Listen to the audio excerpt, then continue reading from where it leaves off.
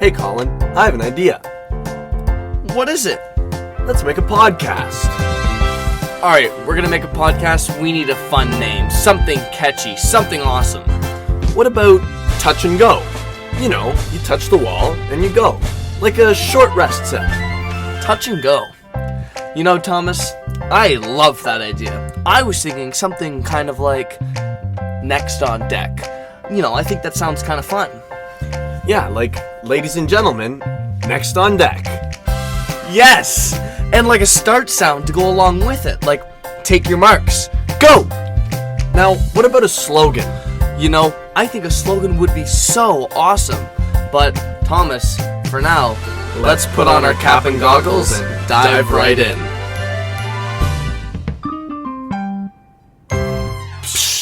Alright everyone, I'm your co-host Colin Campbell. And I'm your other co-host Thomas McDonald. And we are proud to be bringing you guys the 13th episode of the Next on Deck podcast. Thank you for tuning in. We appreciate all the support. Yeah, you know, we're super excited about today. And normally we record some episodes beforehand, but honestly, I like recording like a Saturday morning. You know, Thomas and I get together, we record, we grab our coffees, sit down, go over what we're going to talk about, test the equipment. It's like a process. It's fun.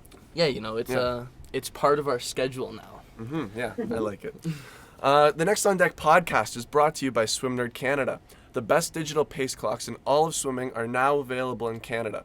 If you are tired of looking at hard-to-read, four-handed analog pace clocks, go talk to your team about the super visible LED digital clocks that are Bluetooth programmable, portable, and affordable.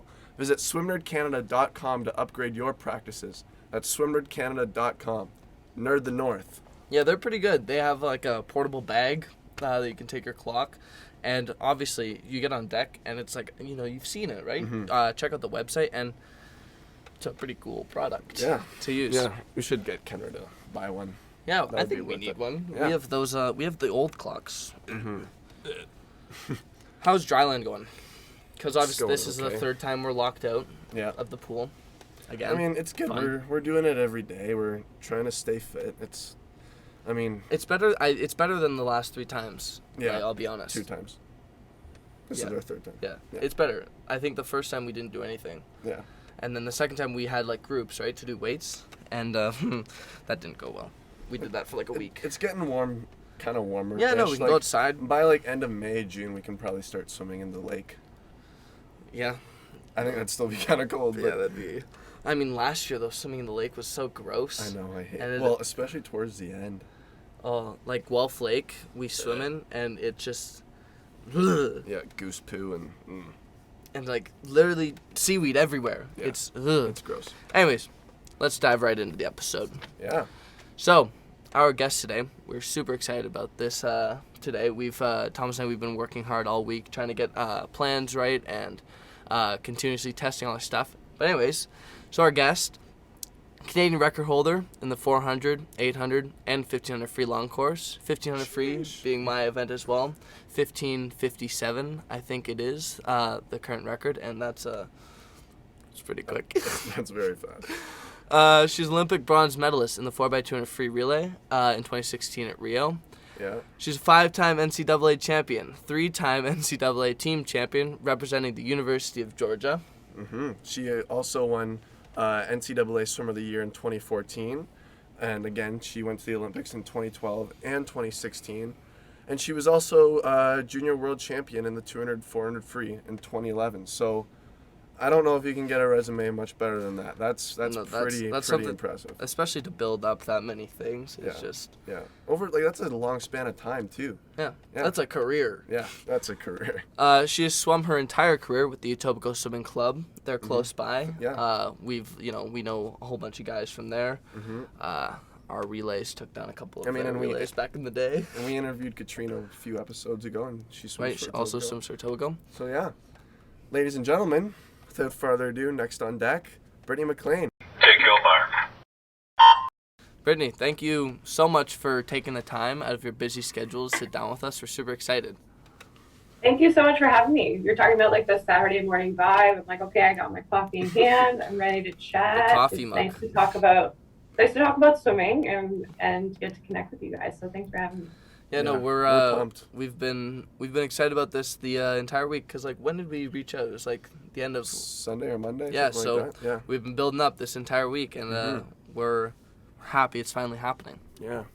So kind of just to start off here, you want to talk about like what you've been doing so far, like over the past few months, and Kind of what your COVID life has been like. And Yeah. That. Yeah, so I know now it's not even a few months, it's like a year, over a year, exactly. which That's is true. crazy. So when the pandemic first hit, I was living in Montreal, working for the Canadian Olympic Committee. And for me, that was kind of like the dream job. I was an athlete that like I never knew exactly what I wanted to do. I just knew I wanted to stay in sport. I was super passionate about the power behind sport, the magic of the moments, the being a part of something greater than yourself. And so I knew I wanted to stay in sport. I just didn't know really the capacity. I've dabbled a bit in sport media, and I've tried kind of a couple different lenses, but getting to work at the COC was like a huge dream of mine. So I always said, like, I'm a Toronto girl, I'm never leaving home. And then, of course, I got this job, and I'm like, off to Montreal I go. So I lived in Montreal about a year. And then when a pandemic hit, I came home to be close to family. I lived alone in Montreal, and so it was like, once we knew this was going to be a little long term, I didn't really want to stay there by myself in isolation. So came home. My family still lives in Etobicoke, so I stayed with them for a while and just working remotely. So with my job, it was still relatively, it kept me busy. But it is really like, it's fatiguing to do work that used to have like such joy and excitement, and now kind of like holding the weight of what all the athletes are going through. So I'm in athlete marketing and Olympian legacy. So we work with like our current roster of Olympians, also Olympic hopefuls, and then a huge variety of athletes that have been retired for years, and trying to keep them involved in the Olympic movement. So, my job looks different every day, which helps keep things fresh and exciting, but it also, I really had to pull from some of those lessons learned from swimming, and how to stay the course, stay motivated, and to get through challenges. And for me, it was just little things like every morning, I either got up and did a walk, or I got up and did a workout. And those are the things that just like continue to keep me kind of like feeling like I've accomplished something in the day, which is kind of funny, but I think that part never leaves you. Like my friends will all make fun of me. So this time last year, I walked a marathon. And everyone's like, what are you doing? And I'm like, I'm a distance athlete. I can walk so far, and I'm not a runner. Like, I'm not a runner. My body does not do impact well. I know there's a lot of swimmers that can agree with me. I'm just not a runner. So I got into walking, and for me, it was like I would take a different path every day, and it was something. I pop in a podcast. So shout out to everyone that's listening on a walk right now. But it was something that really helped me get through the challenges, and being close to family and trying to connect with friends, doing Zoom calls and trying to keep things exciting, but pretty much the same as everyone else, just kept working and trying to stay somewhat active. Mm-hmm. Yeah, I know something that's kept us going. We started going on like dog walks. Yeah, with some of our friends. And even those, like, the one morning, it was really fun because, we all showed up to this one place, and there was like 30 other dogs just running. Like, we came up to kind of this area, and normally there's not a lot of people there. Or I guess, I don't know. It was my first time being there. Yeah. But that's been something, like, if we look in the group chat and we're like, hey, like, you guys want to go on a dog walk tomorrow morning? We're like, yeah. Fun. And we go, like... It is fun. Like, go, like, an 8 It's what you now look forward to, right? Like, the other day, I'm living downtown, and I'm by myself, but some days when I need, like, a little serotonin boost, I'll walk to the local dog park and just, like, watch them all play, because it's so happy. They don't know they're living their best lives right now, because they have their family home all day, every day. They get the attention they need. Yeah. And so I had my parents brought down our family dog for a walk last night. And so I got to see her all happy. And so that was like the most exciting Friday night I've had in a while. That's fun. Yeah. Like, that's really all you can do right now too. Like, just to kind of keep you going, just have some sort of routine. I know we were talking about it before, but just some sort of routine that you can do every day, and just have something to look forward to, Well, I find that the routine helps too if you are the type of person that's like motivated by structure. And right now there's zero structure. So that's helped me, like, knowing I either get up to do my workout or get up to do my walk. If I like didn't do that one day, obviously it's very fair to take a day or two off. Like don't listen to Yeah. that. But like for me, if I can stay on it, then it helps me not fall off track. Like if I woke up and I was just thinking about if I wanted to do it, the answer would always be probably no, I don't want to do it. So that like knowing it's a part of my routine helps keep me accountable for sure. Yeah. Well, yeah, for like last night, Thomas and I were playing basketball, and I think it might have been last year, like kind of when everything started, because it was like around March, right? And so it was starting to get warm again and all that stuff, I guess, like the bad winters passed, right? So I was like, yeah, we're starting to get outside, and I bought these like huge floodlights for my driveway, to play basketball like at night, so. Like 7:00, I could still be like, hey, like, you guys want to come over and play basketball? And, Thomas and I were playing basketball, and then Thomas left, and we were like, so, like, we're going to do weights tomorrow morning, because, like, we had planned to do weights, like, this morning. And normally if we do weights, we go for, like a 6:30 or, like, 7 a.m. weights, just because, to do it in the morning. Just gets it out of the way. Gets it out of the way, and then you can come home and whatever. You kind of feel fresh, too. Like, you feel... like you've been saying, I've accomplished something today. I accomplished something to start my day. That's the best. I stand by that 100%. I'm like, if I do nothing the rest of the day, I've accomplished something already. Yeah, and then Thomas is like walking down the driveway to leave, and he's like, so like, do you want to do weights tomorrow morning or no? And I was like, no. Go home and we're going to bed. I mean, we're tired. It's done. In fairness, it was a double workout. Yeah, we had a workout earlier. We go in the pretty day. hard. Yeah, basketball's its own workout now. Yeah, exactly. That's you're taking up a new sport. Yeah. Maybe you're joining a different varsity team next year. Who knows? Yeah. I could make it to the NBA. The varsity tennis team, right? Yeah. It's never too late. It's never too late. I mean, you have the height. You just need the skill. Mm-hmm. Hey, better than you. So when we were kind of introducing you there, we were talking about all your accomplishments and everything, which all very impressive. But do you kind of want to talk about and mention some of the kind of key points in your career that really made you like who you are as an athlete and just as a person you are today, like the ups, the downs, and really anything important? Yeah. So, I mean, like anyone, it's a journey. For me, in a snapshot, I guess like my story as an age group swimmer, like when I was young, I was super talented. Like the sport found me early. I was a 10 and under, like provincial champion in a bunch of events. And I think at that point I thought I was like, okay, I'm going to be good at this. And then I loved playing every single sport possible. I was just having fun. I was a kid. And then I got my first injury at like 12 or 13. And that kind of was like a whoa moment. Kind of realizing that like it's not going to be this straight trajectory, it's not going to be this beautiful storybook, a story filled with happiness and rainbows and butterflies. But I am almost very grateful that I kind of had an early have to deal with something hard, because it really made me who I was as a swimmer, as an athlete, and now as a person. So yeah, I guess the first real moment where I thought, I can realistically be an Olympian was, very early on. I think I have a grade like 4 or 5 yearbook that it said, what do you want to be when you grow up? And I wrote an Olympian because for me, like I said, A, I never knew what I wanted to do for work, but B, I just always knew that was something that I was going to do whatever I could to get there.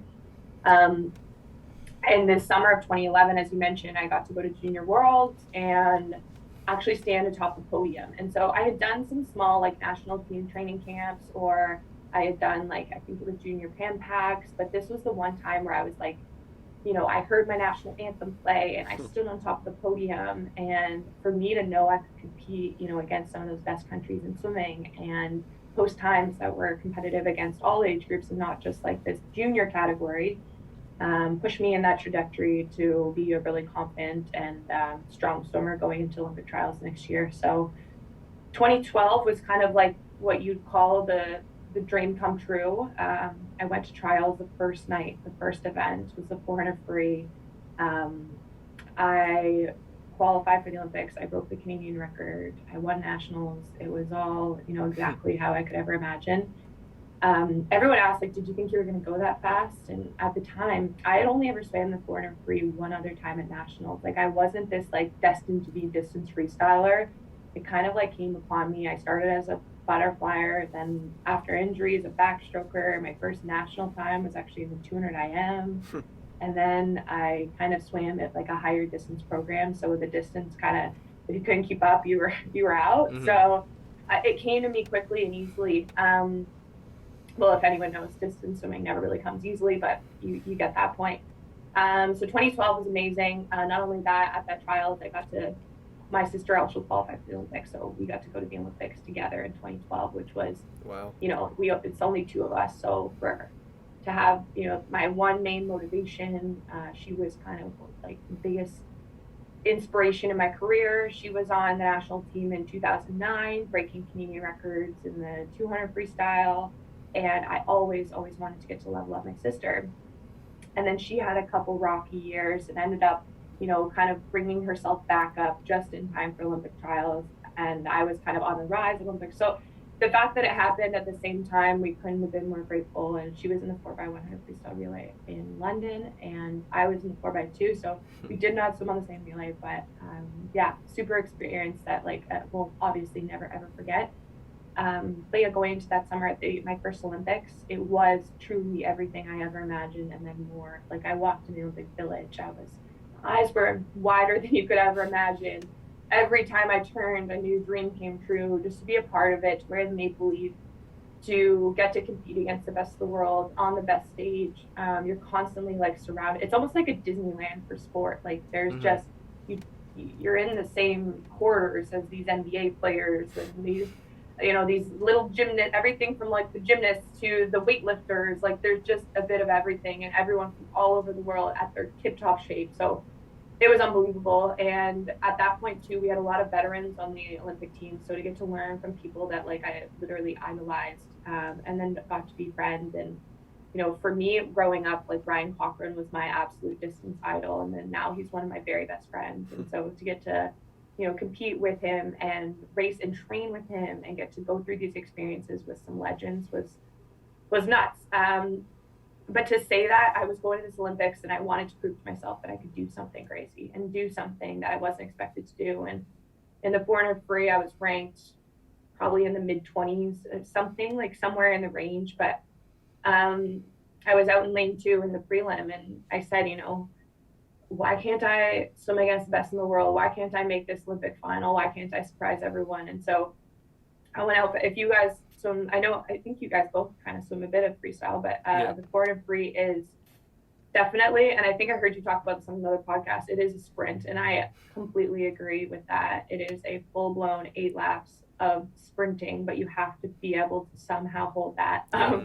So at the Olympics, I'm full adrenaline. I go hard, and I actually managed to hold on and out-touch the world record holder at the time, Federica Pellegrini, and got myself a spot in the Olympic final.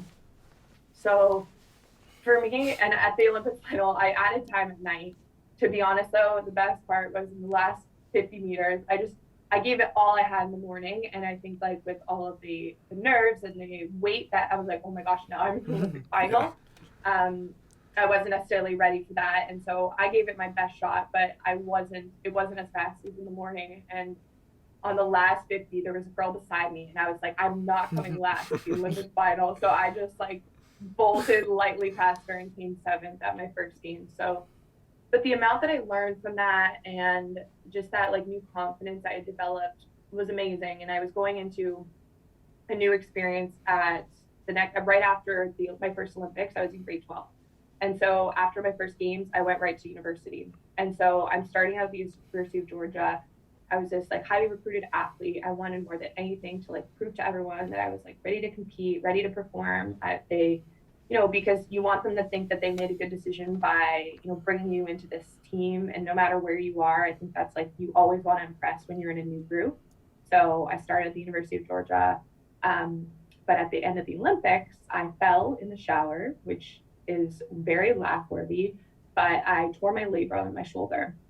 So I had kind of dealt with injuries on and off, but this one was by far like the most kind of like long-term issue. And so I went from being this, you know, rock star at the moment at this high to then not being able to lift my arm above my head and starting at this new program. And I couldn't do the one thing I knew well, which was to swim fast. And so, but that I still say was the best thing to ever happen to me. And the reason I say that is because I saw swimming in a whole different light at that moment. And I learned, maybe I can't swim there and back the same way I want to, but I can be the first person on deck. I can have a smile on my face. I can support my teammates. And I learned that leadership didn't mean you had to be the fastest or the oldest in the group. I learned that I could be a leader just by, being someone that they wanted to be around, being someone that motivated others, and leading by example too. So that was kind of the sentiment that I started in my 4 years at Georgia. And at the end of the day, as much as, there were so many nights of tears and so much pain,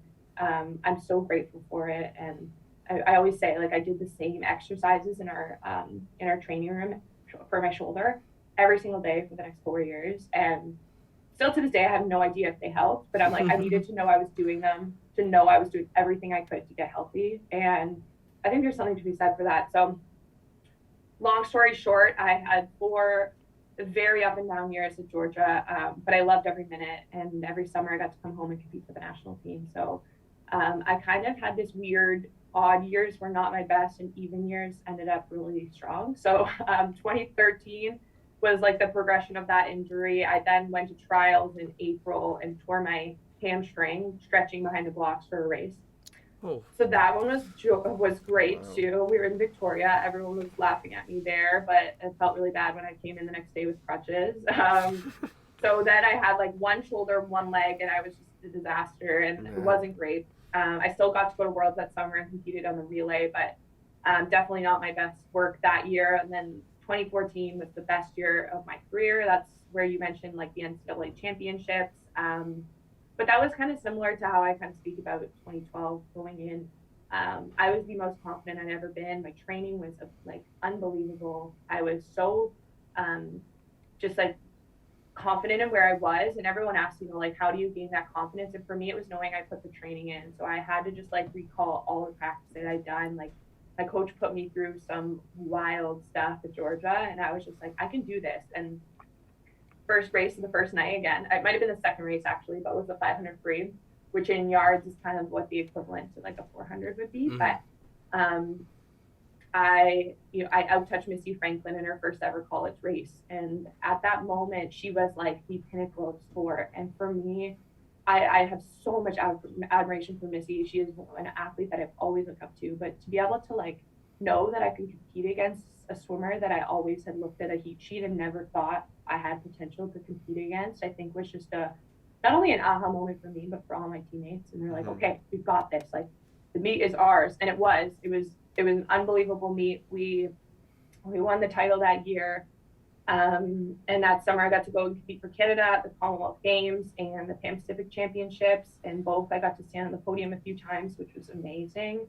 And then 2015 was another down year. My injuries really flared up. I was having trouble with some random illness that like I had all these sinus troubles, which you guys know, if you have like ear issues and you're a swimmer, it's never great. So anyways, it was just a bad health year.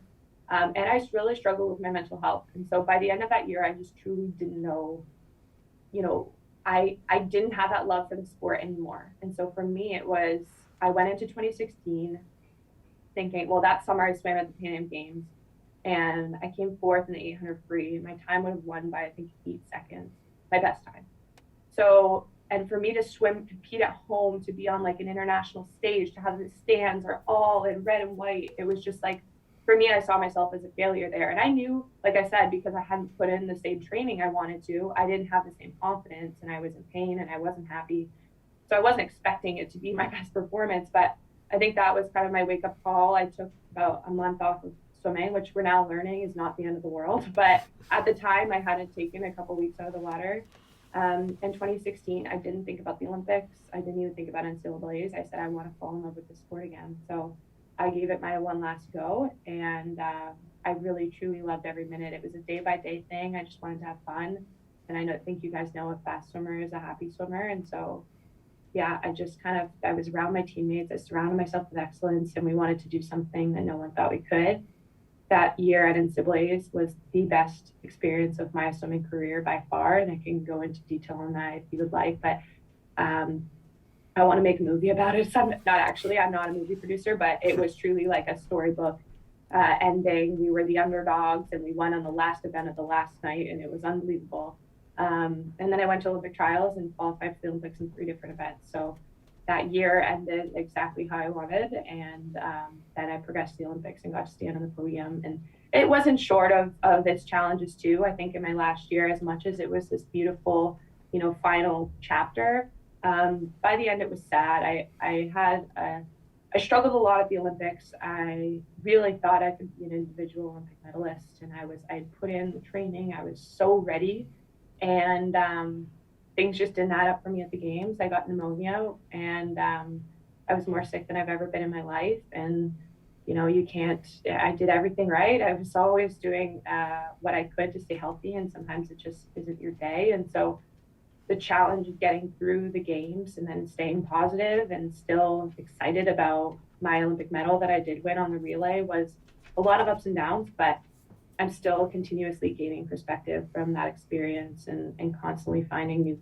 new kind of value within it. So that's a large snapshot of my career. Well, thanks for sharing. That was really interesting. Yeah, I think, well, like we mentioned at the beginning, just the amount of things you've accomplished, and, everyone goes through, a lot of people go through, all these ups and downs in swimming, and, in any sport, and any person can just give up after, one thing, hurting, even, breaking a bone or something, break my arm, Mm-hmm. I can't swim for this amount of time, I'm done. But, I think the reason, you got all these accomplishments is just because, you decided, you were no, just because, I get hurt doesn't mean everything's over, right? And the perseverance. Honestly, I think, success is really driven by, the people you surround yourself with and just your mindset, right? That's just how I think of it. If you're with people that you love training with and you love the sport so much, I think that's really what makes a person successful. And I think there's just so much to be said. From the outside looking in, swimming is an individual sport, but I will fight to the death that swimming is a team sport. And I never stood on a podium alone. I never achieved any record by myself. And there's a lot, because when people ask me about universities or how did you choose where you wanted to go? And I always say, you can be successful anywhere. You can be successful down the street from your house. If there's a program right there, you can be successful going across the world and finding this coach that tells you he's going to change your life, whatever it is. As long as you believe in the program you're doing and are surrounded by people that make you want to be better, you can find success anywhere. And so for me, it was just about finding those pieces that build my puzzle and allowed me to find the success that I needed to get to. Yeah. Yeah, and like you said about how, every fast swimmer is a happy swimmer. Mm-hmm.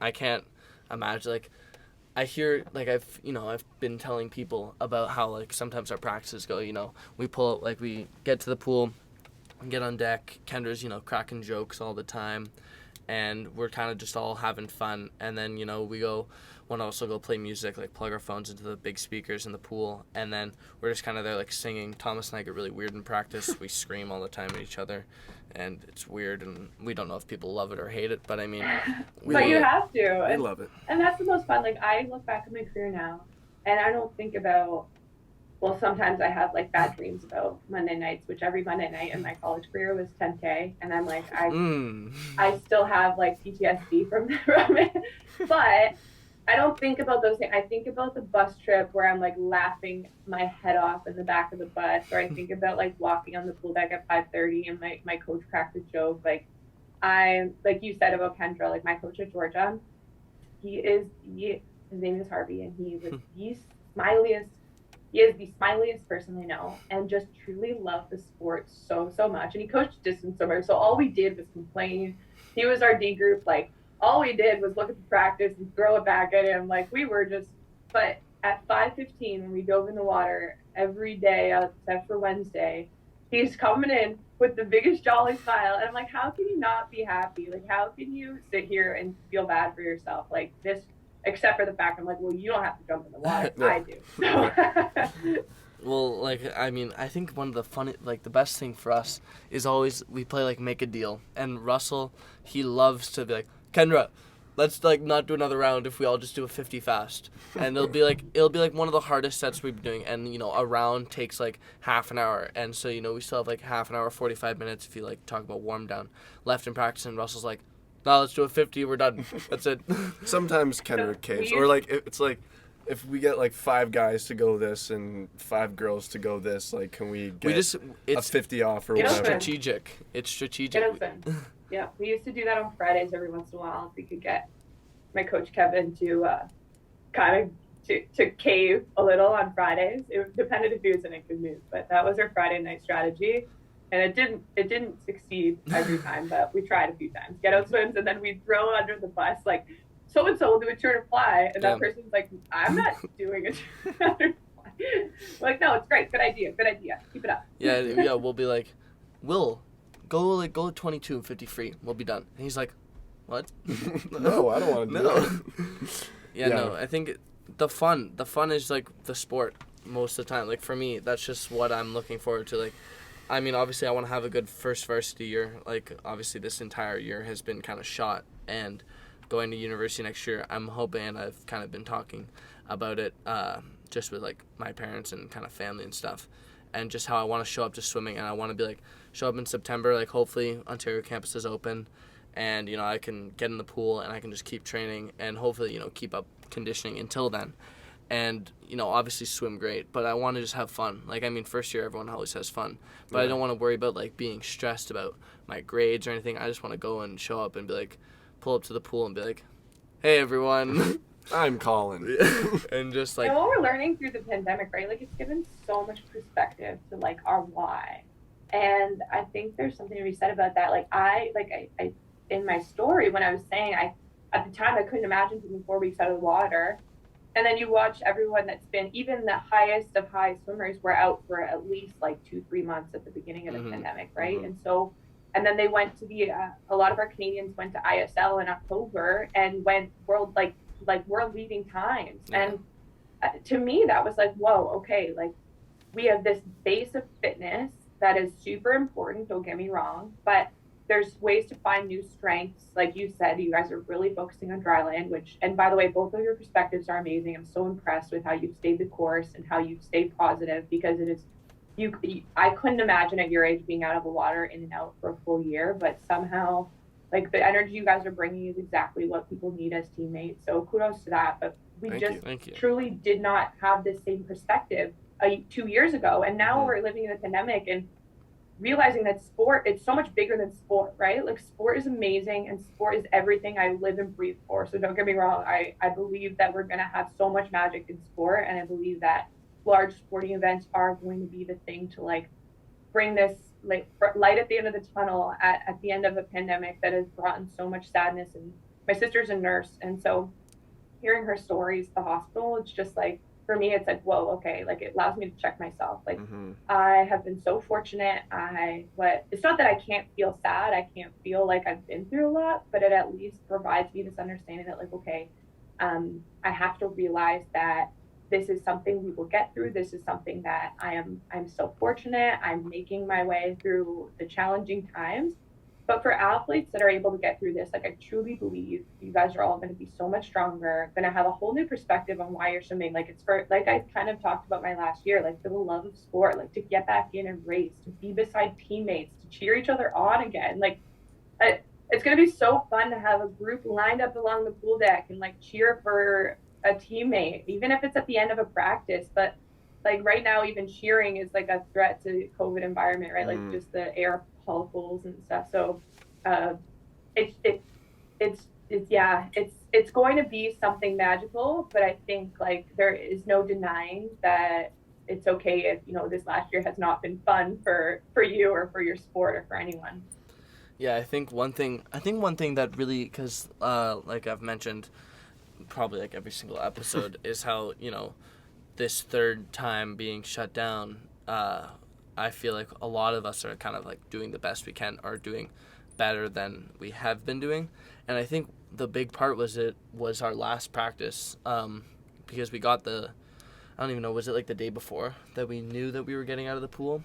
Oh no, it was the day of. Kendra texted us, and it was like Friday, and it was like, hey guys, practice, like we might change pools because we wanted to try and get this national record, like the 15 to 17 national records for relays. Like we got some in 11, 12, we got some 13, 14, and so we wanted to like, okay, 15, 17, we can kind of complete this like journey of these things that we kind of didn't even know how it started. We kind of just tried it, and then I think it was like the end of school. And like it was like maybe like 2:30, and practice normally starts at like 3:30 or something. Kendra's like, all right guys, practice at 4 now. Go to the university pool instead of our other pool, and we're gonna like boys bring the suits. Bring your suits. And shave down if you can. We're gonna try it, and I shave down if you can. Just throwing that in there. Obviously, obviously the preparation aspect was kind of thrown a bit, and like we had a pace relay the first time. And the first time they went, I think the record was like 140. It was one. They missed it. They missed it by 0.6. Yeah, we were so close, and I honestly think if we had like a real time trial, and that's 1 month training, the pool change an hour before. You didn't even think we weren't even tapered. We did like crazy sets that same week. And to do that, and I think like that feeling, and I mean Thomas is. It's coming up on his birthday. I think it's 3 days. Monday. Happy early birthday! Thank you. And so we knew, because by the time we come out of this lockdown, by the time we're back in the pool, Thomas is going to be older, and so you're going to be 18, so you're out of the. And so now we can't. But we still have our sights. You can still get the freestyle ones. We still have our sights on the relays, and I think that's something, seeing the boys get that close to that record after being in the pool for a month, after being out of the pool for like a couple times before, and just that like sense of okay, this time, like this is the third time, this is the third chance to go and actually do our dryland workouts, do weights, and then we can get back in the pool, and I think that's been like a leading factor. It's just the like excitement that race kind of brought back to us, and being that close to setting a time was just like a feeling of, oh my god, like this is. And I'm sure that like doing the dryland and like I'm sure you feel like a new strength that you didn't have before. Like there's obvious things that we can pull from it, and that's kind of like how I compare my going through the injuries that I have, and it's like, okay, maybe I couldn't do this one thing, but like I'm gonna be the best kicker I've been in my whole career. And so it's like finding the strengths outside of the pool. Maybe it's like you want to work on your underwater kicks. Well, on land, work on your core strength, and then you'll come back in the water. Your water kicks are gonna look a little better. So I feel like but like you said, it was just that wave of knowing that you guys can do something that you wouldn't have necessarily thought about a few months before.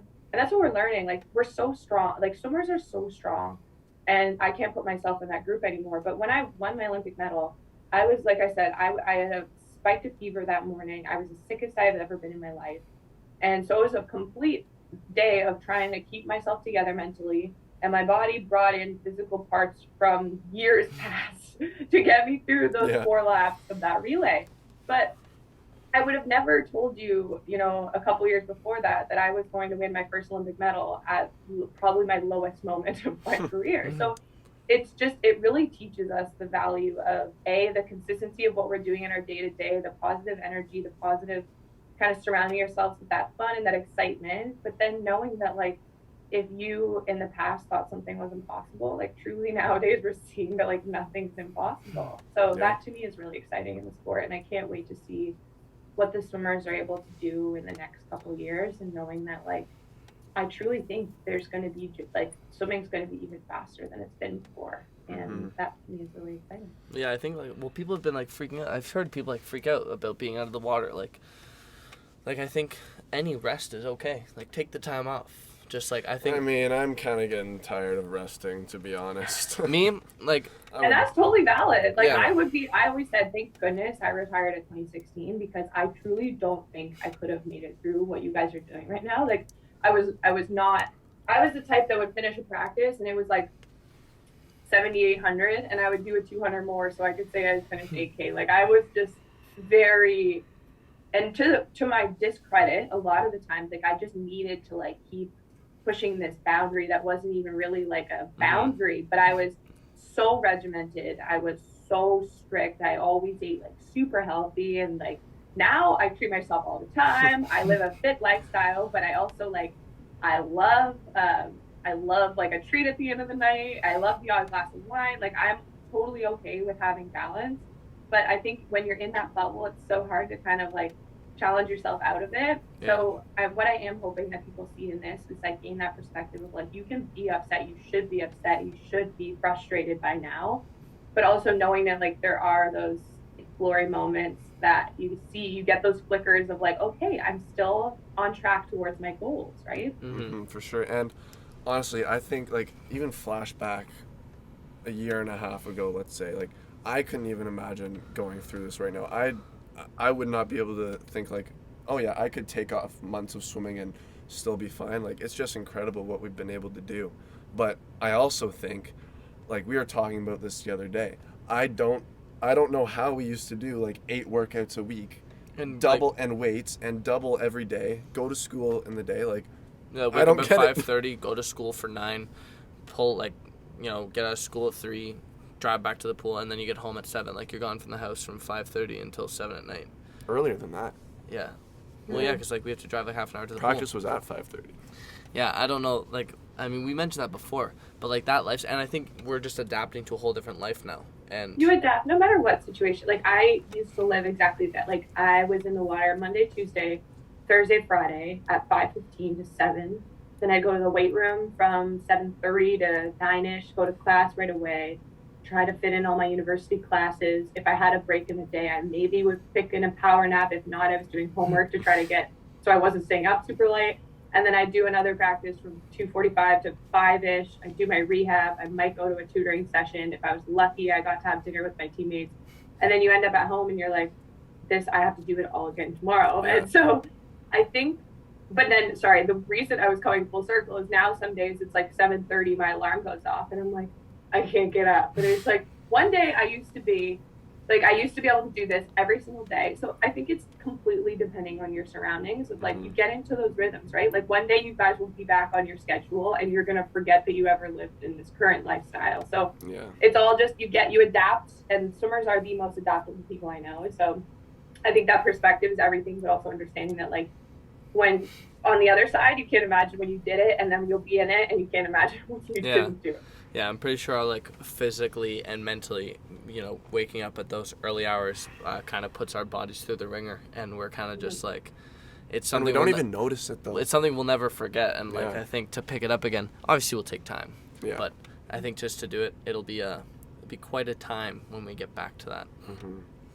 Yeah. So kind of drifting to a different topic here. You mentioned before, and kind of a lot of people know listening, but you retired in 2016. How do you cope with leaving a sport that you've dedicated your life to, and like you swim and then you just stop, like you're done, and like how do you kind of cope with that? Because I'm imagining it, and I don't know what I'm gonna do. Yeah, when like I stop. after a career. Like, Yeah. Yeah, it's very different for everyone, and I think nowadays there's a ton of like resources available and help people can provide you, and even just like conversations with other people. But knowing that like everyone's journey is very different, so I didn't go into it with like a ton of expectation and like assumed like this is going to be my path. One thing I will say that I was lucky to kind of help with my adjustment is I retired at the Rio Games, but I had one more year of university. Like I had to finish my degree, so I took a 5th year. So I went back for one more year at Georgia, where I was just there for school. So for me, the lucky part that I didn't just like leave swimming, leave my whole friend group, everything that I knew to that point. I kind of like helped it phase a little because I was still in school. I was around the swimmers every day. I volunteered a lot with the swim team. My whole friend group were all either just retired with me or still swimming. So I was around everyone, and I kind of stayed exposed to the sport. And I know it doesn't work for everyone. For me, I was very passionate about staying involved. I still am. I love doing things with swimming. I do different mentorship things. I work a lot with eSwim, which is like my club team, like I mentioned. And, having the perspective of knowing that you have, no matter who you are, what accomplishments you have left a mark on this sport. And so being able to, leave whatever legacy you want to leave. And for me, kind of volunteering at eSwim and doing time with my club team was really important to me. And I wanted to I'd go to a random like Top Cup or some like small like meet with the little ones and remember just like Top get to Cup. cheer with them on the Top Cup was the best, honestly. Still remember those bell prizes. And so I'd come and show up one night and just like wear my USM t-shirt and cheer with the kids, or I would come to some practices and just like work around the groups and get to chat with them. But that part for me was really important because I gained so much as a young swimmer by being surrounded by other people. Like when I was growing up, Alexi Kormanicki, she was an Olympian that came from Etobicoke as well. She was about 5 years older than me and now a really good friend of mine. But when I was younger, I remember she used to like always say hi to me at the end of practice. And I was always like, oh my gosh, she's like coming to say hi. And I was like a little, I don't know, 11-year-old, 12-year-old. But to me, that went such a long way. And she didn't have to ask me even about my day. She didn't need to do anything but like, she just always made a moment, or like bringing me around her friends. Like, this is Britt. And it was just like, for me, that meant the world. And so I know you guys had Katrina as a guest, but I really tried to kind of emulate that with Katrina and another USM teammate that's at the University of Georgia, Olivia Anderson, too. She was a national team member for a while as well. And so, and again, it wasn't that I didn't expect that I was going to change their lives, but I wanted them to know that I supported them. Both happened to be distance swimmers, which was super fun. But it was as simple as like I would have a swim bag that, I didn't need anymore. And so I'd like sign it and give it to them. And they might think that's the weirdest thing, but they might go home and think, wow, like Brittany believes in me. So those little things to me always stuck around, and I think were really important to help me leave my mark on the sport way beyond when I finished swimming.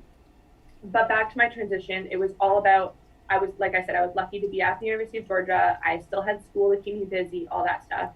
And then, I think the biggest thing for me, especially, and I'm sure a lot of,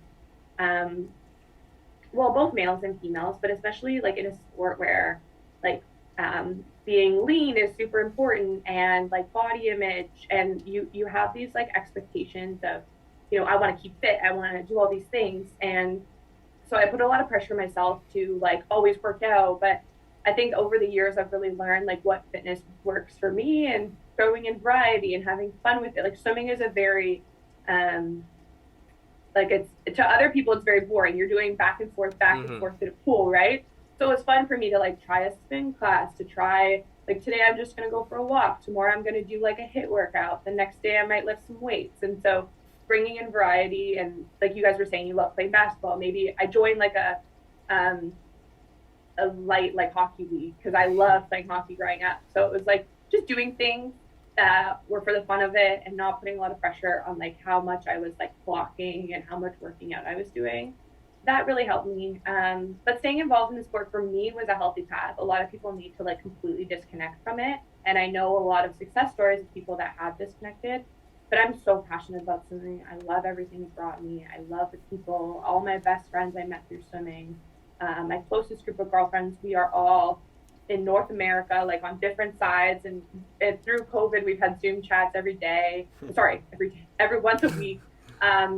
And there's a group of girls, like we were all on like a Team Ontario, like our first like provincial meets, but we all swam from all over, and even Team Canada junior teams. And now they're my lifelong best friends. So just leaning on other people that have been through the experience, knowing that it'll never fully leave you, and also being able to understand that like this is what I love to say is it's not who I am, but it made me who I am, right? So like with swimming, it is not my identity, it is not the only part of me, but it truly did make me the person I am. So I don't want to run from that. I'm not shying away from it, but it is definitely something that like was a small piece to my puzzle, and now I continue to leave it as a piece to my puzzle.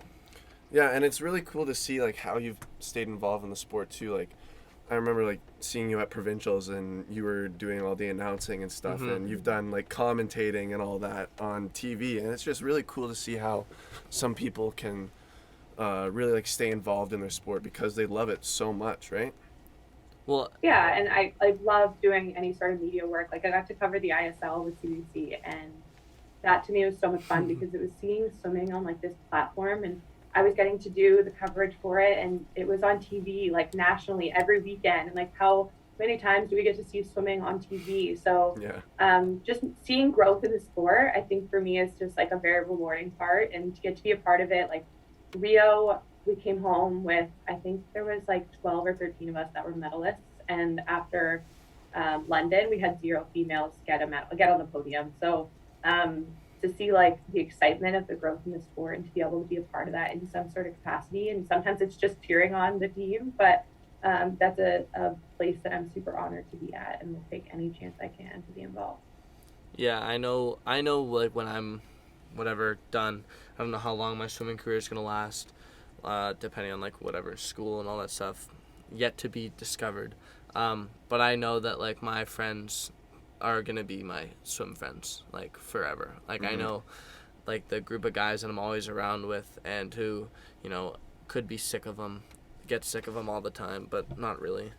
Thomas especially. Yeah, what you go through, and then like there's nothing like battling in a best average set beside someone, then having to stand up on the blocks right after and just like completely deplete anything you ever had, and then turning and just giving each other a high five at the end. Like these are the moments that you truly won't forget, and you'll make friends throughout different phases of your life, and there'll be a different sense of importance to you. But there's teammates of mine at Georgia, and I don't get to talk to them every day. We've gone like separate paths in life, but I will see them, and I truly feel like a piece of me is back inside of there's just something that I can't describe about it, and that's why swimming to me is so special, and the people that you go through it with are just it's a really, really special experience. So 100% keep those friendships close, because they'll never leave. When we're older, we're gonna be like that cool group of dads with all their kids play baseball with their kids, have those barbecues at the grill. I love it. That's I gonna love be it. us. Yeah, and even earlier, like I've said this a whole bunch. Like, I mean, Thomas is obviously going to Calgary, and I'm staying in Ontario, right? So, I mean, and I'm pretty sure the other guys like Marcus, Will, and Russell are probably heading to the States, right? Yeah.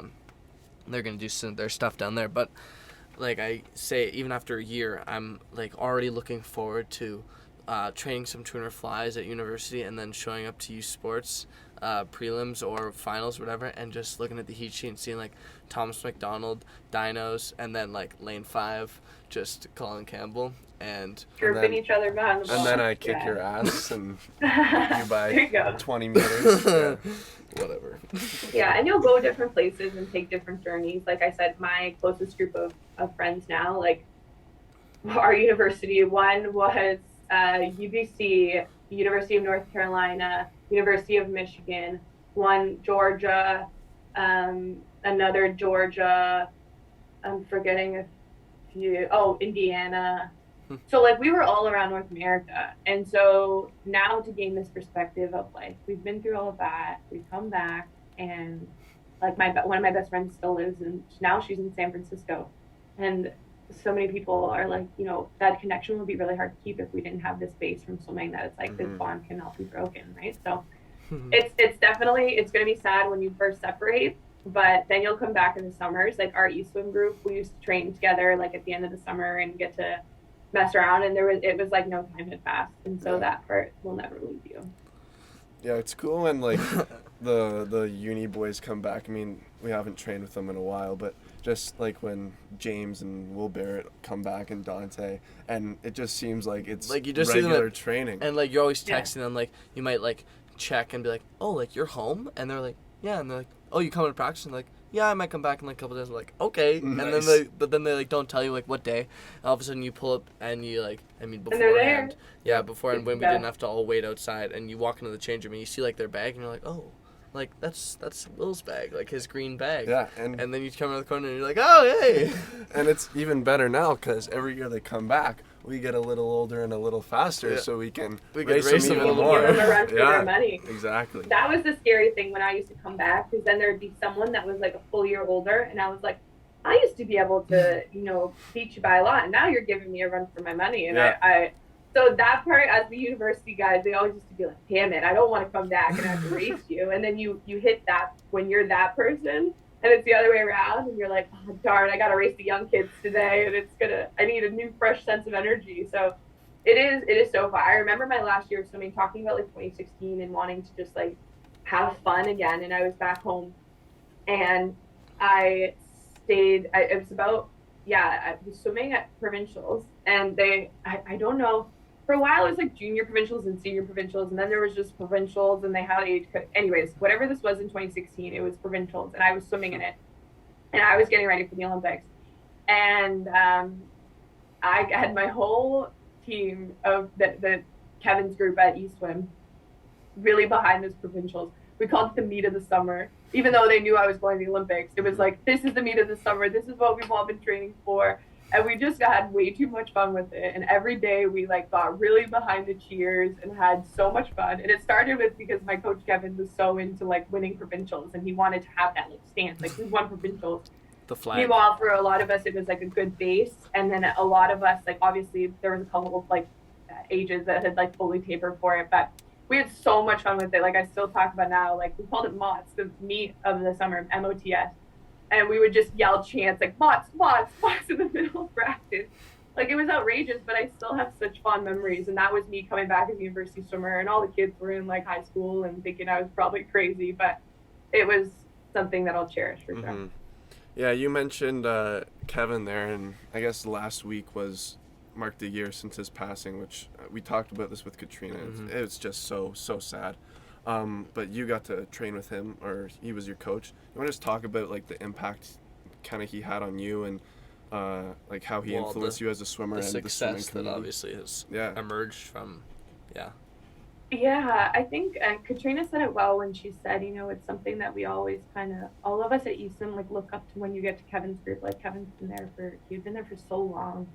And it was this like legacy of Etobicoke swimming. Like that was the figure of what you wanted to achieve as a swimmer. And it was always like the athletes you looked over, they're in Kevin's group. Like it was all about that. And so when I was growing up, it was exactly that. Like I really wanted to be in Kevin's group and train under him and get to experience things from him. And then, we went on a journey. And I think one of the reasons why, his loss it hit incredibly hard was because, your coaches in the sport are really like second family to you. Like he became like a figure in my life that there was nothing that else can replicate that. I saw him every morning at 5 a.m. at my worst, and ended my day every day at 6:30 and another worst. So, I think just like going through those experiences, he was there with me when I won my junior world medal. He trained me for my first Olympics. He was on the staff for both Olympic games. Every time I made a national team, luckily I got to have my coach there with me, and I came home every summer to train with him because I knew that was what was best. And so, the respect I had for him, the level of like, I think the beauty of having a successful swim coach is you want to make them proud.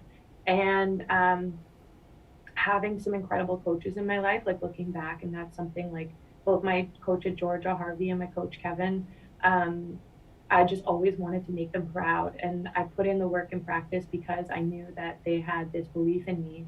And they also wanted to see me be like a successful human. And that was one of the reasons why I stayed really involved with eSwim, is because I knew Kevin really believed in like the impact I could have after my career. And I mean, I'm sure if it was up to him, I would have kept swimming for forever. But to be able to like come to practice and watch like Summer and Katrina go at it, and to see how fast they were as little like 13-year-olds, I was like, oh my gosh. And to see his joy, to see like him having like new generation swimmers and the excitement he had behind it, like those are moments I'll never forget. And one thing I'm really grateful for is to be able to know that like after I retired in 2016, I had a lot of moments with Kevin, like as his alumni, and to be on deck with him and to just like joke around, but also to like have him open up his book.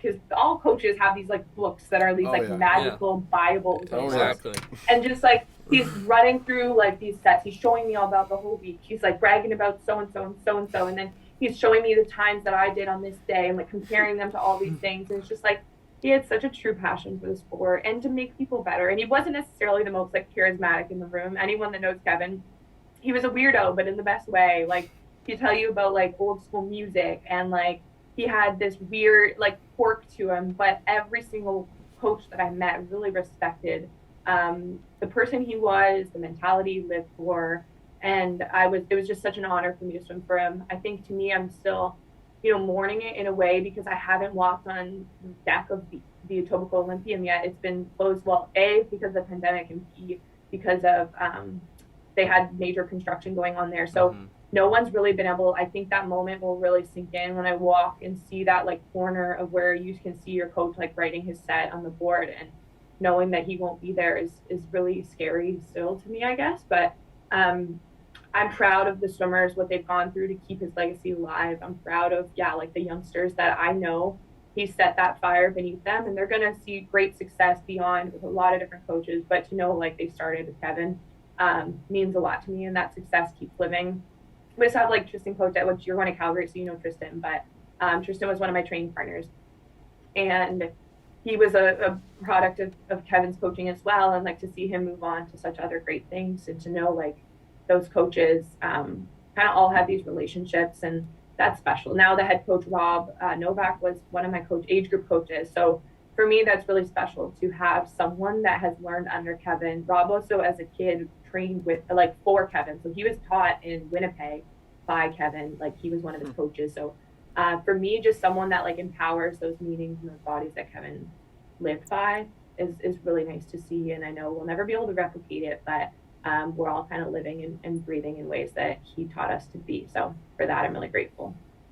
Yeah, that's incredible. Thanks for sharing that. It was, I remember when hearing about it, and it was just like shocking because we would see him on deck at every meet, and like just to like, and it was like pretty sudden too. Yeah, like it was unexpected, and kind of shocked the entire swim community into this kind of like, whoa, kind of phase. Like and just a few months earlier, we lost Murray Drudge, who was the head coach of Nyack, and then Kevin, and they were like the best of friends, and it was like one of those weird, like the pool deck, I could just visualize it. I'm like, it's a completely different pool deck, and the swimming community is very tight-knit, so I always appreciated how many people like reached out, and we could kind of come together and share little quirks and memories and kind of have those moments with us and keep them close to heart. But it was definitely a very sad time in swimming, and knowing that they lost two of the greats, and knowing that, it's a sudden, it was already a difficult, like we couldn't mourn together. I think that was also hard. Like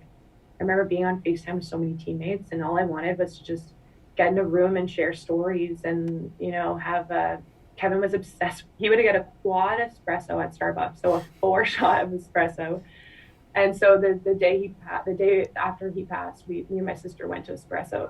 We went to Starbucks and got a quad espresso. But I was like, part of me really wishes I could have like a full group beside me and have this moment together. But when the day's right, we'll still do it. And his like go-to warm-up was twos, which was 200 drill, swim, kick, pull, drill, swim. So it was 1,200 warm-up, 200 of each. And he called it twos. And it was just like, it was this running joke. And it wasn't anything crazy, but it was just like him giving us 20 minutes, go get this done, and come back and I'll give you a real set kind of thing. So we keep saying we're all going to get to the Olympia, and we're all going to do twos together and share stories and have a good time. So I look forward to whenever we do get the chance to do that. Yeah. Well, I think, like the coaches' impact on like swimmers, and I know, obviously currently like the impact that Kendra's had on us is like immense, and like we can pretty much thank our entire swim career, like thanks to her. But I think like one thing that was super cool, and we've had her as a guest, was Laura McPhee, who was our coach for 2 years, I think it was. 2 or 3. Maybe, were you one less year than me? It doesn't really matter under her, because I don't know. Anyways. I don't know. No, I was one more. One more. You were 3. No, I was 3, you were 2. Yeah. And but like I remember like the one time it was, I don't even know what meet it was from, but it was just her and I, and driving, or no, Thomas was there. It was me, you, and Thomas, or me, you, and Laura, and we were driving back. We stopped at a Quiznos, got some food, and then we all got booster juices, and then I think she was like I was sitting in the front, Thomas in the back, and she was like, Colin, like, make sure you don't spill your booster juice. This is my new car. And like the second I said that, I like poked the bottom, and just the entire bottom of the booster juice fell out all over the car, and I was just like, oh my god. But I think like I think what she had, the impact on our club, was something that, I think just coaches is everything to thank for like what they do, and just the way that they can adapt to so many different types of people in a practice, and deal with 30 kids, 20 kids at the same time is pretty cool. Yeah, it's incredible what they do, and they can breed success out of so many kids, right? Yeah, and turn like anything around. Like Kendra's always like, to get into the group, like our senior group, you should have already learned how to do a streamline off the wall. Yet every day she still will call us out for it and be like, Colin, like, do your streamline. And I'm like, thank you. Well, yeah. I didn't really feel like it that time, but I'll do better next time. Yeah, exactly. Do you want to add anything else? Do you have anything you want to mention or say? No, just I'm really impressed. Like I said, any swimmers are listening.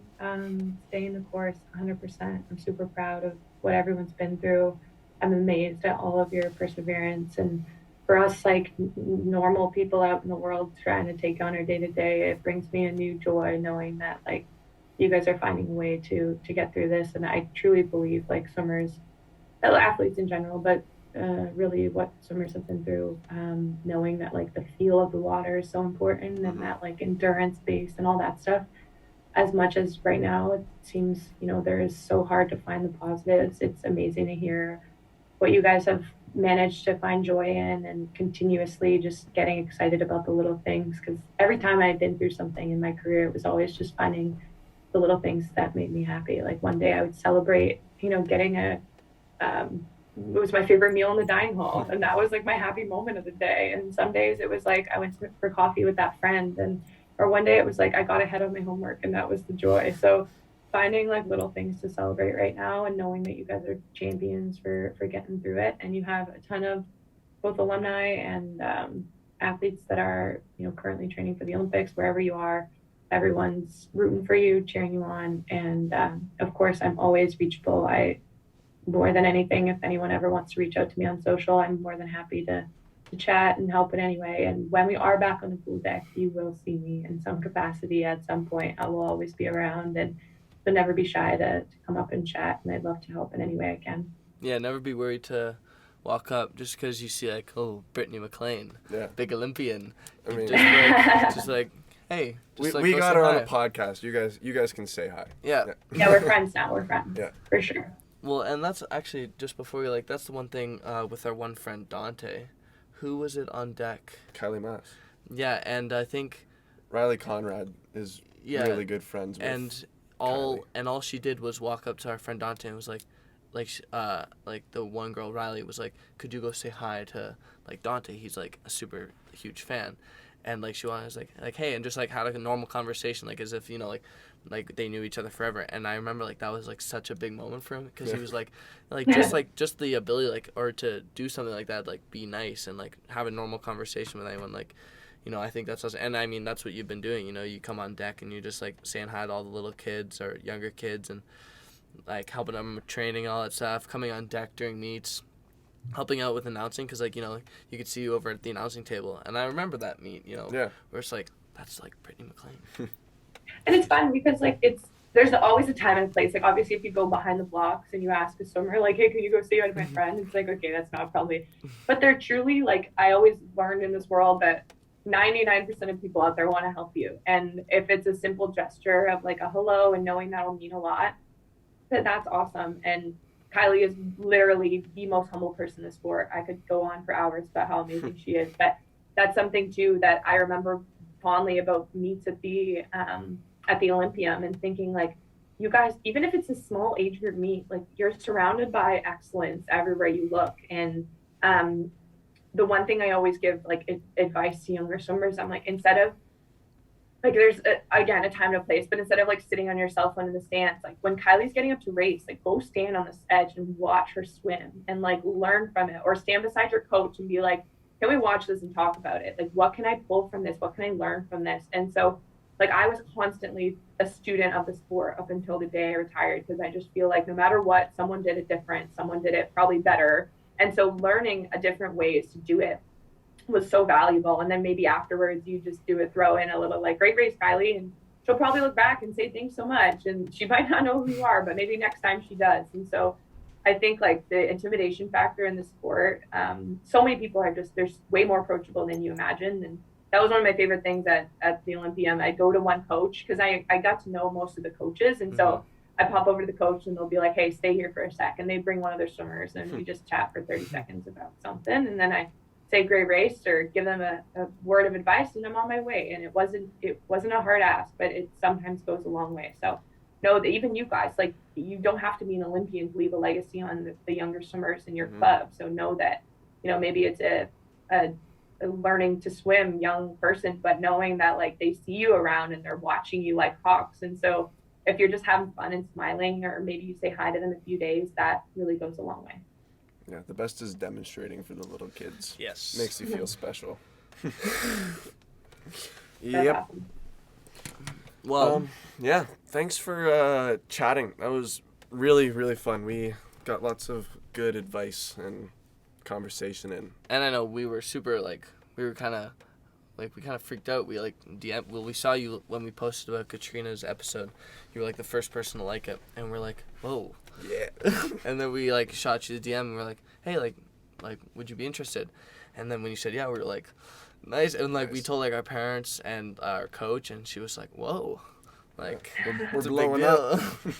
We're on our way. Yeah. No, I saw it. Like I said, I was just super impressed with your perspective. And so I listened to the episode with Katrina and I was like, you know what? Again, back to that mentality. It's like just one action can go a long way. So I was like, I'm going to shoot them a follow because I want to know that I support them. And here we are chatting. So know that I'm in your corner. And I think the work you're doing is really great. And keep it up. Thank you. Yeah. So... Yeah, we'll close out here, and thanks for sitting down. I hope everyone listening enjoyed it. That was awesome. Yeah. So, I guess we'll just close that now. Okay. So, Brittany Maclean, pretty, like you were saying at the beginning, just so much to a story. It's like a story. Yeah. It's what's the word? Can't even think of the word. I don't know what her life to say, so is a story. There's everything up and downs. There's everything that kind of can go wrong, go right, and just dealing with it. It's part of life, and I think Brittany's life and her career is just a pretty good demonstration of what can happen to, anyone successful or anyone wishing to be successful. And perseverance, right? Yeah. Well, everyone, we'd like to thank you guys for listening. Yes, we appreciate it. The continuing support is amazing. Make sure to stay updated on our Instagram and... Yeah, last episode was our first release on YouTube, and because it was funny, we actually checked our stats and stuff of our Apple and Spotify podcasts, and it was down, and we we're like, oh, that's upsetting. But then we checked YouTube, and we're like, hey, a lot. Yeah. And so, thank you guys for the support. Again, subscribe to the YouTube channel. Throw us a like. Never said that. Like and comment down below. Like and subscribe. Comment what you like. Comment what you guys don't. And we hope to see you guys next week. I know we will see you next week. Anyways, before we go, we would like to thank our presenting sponsor, Swim Nerd Canada. Upgrade your club's practices with the best digital pace clock in all of swimming. Visit swimnerdcanada.com for more and help Nerd the North. Again, that's swimnerdcanada.com. Thanks for listening, everyone, and we'll see you next week.